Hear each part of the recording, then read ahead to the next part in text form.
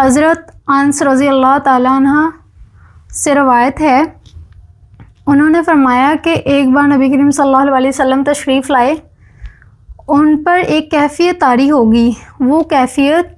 وحی کی سی تھی، جیسے وحی نازل ہوتی آپ صلی اللہ علیہ وسلم پر غشی سی کیفیت طاری ہو جاتی، وہی کیفیت آپ صلی اللہ علیہ وسلم پر طاری ہو گئی۔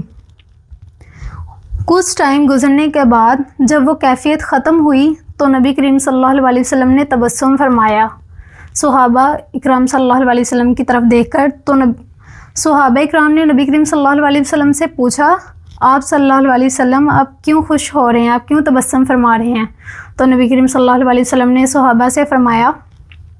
میرے اوپر ابھی ابھی وحی نازل ہوئی ہے، میرے اوپر ابھی ابھی ایک سورت نازل ہوئی ہے جس کی وجہ سے میں بہت خوش ہوں۔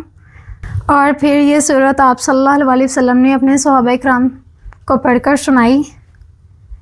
اِنَّا أَعْطَيْنَاكَ الْكَوْثَرَ فَصَلِّ لِرَبِّكَ وَانْحَرْ إِنَّ شَانِئَكَ هُوَ الْأَبْتَرُ۔